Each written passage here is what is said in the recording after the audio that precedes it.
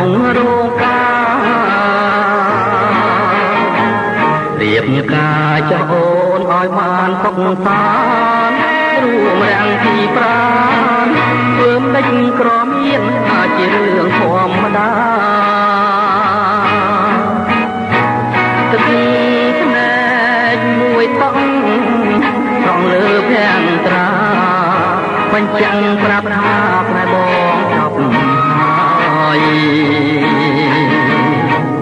ថ្ងៃអើយអើយថ្ងៃចូលរោងការអកោវាសនាគ្មានផងគ្មានក្រៃរស័ព្ទដូចចង់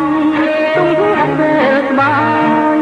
ទុំអត់លហែលហើយកងព្រាយកាហើយចងបងលាចាំជានឹកទាំងផ្នែកត្រេច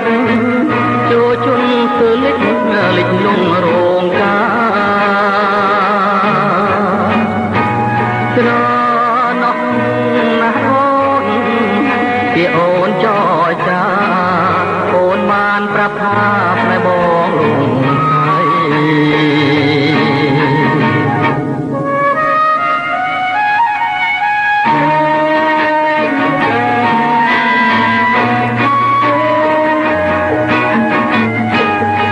រៀបការចោលអូនឲ្យបានសុខសាន្តរួមរាំងទីប្រា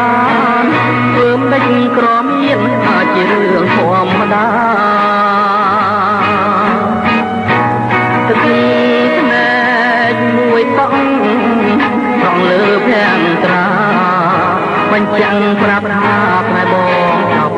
ហើយថ្ងៃអើយអើយថ្ងៃ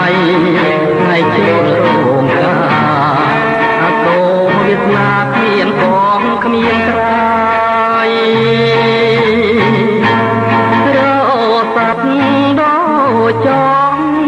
ទុំអត់ពេលស្បាយទុំអត់លហែលហើយកងព្រាយកាហើយចងបងលាចាំជានឹកទាំងផ្នែកត្រេចចូលជន់ធ្វើលិចលងរោងការស្រណោះណាស់អូនពីអូនចោចាអូនបានប្រាប់ថា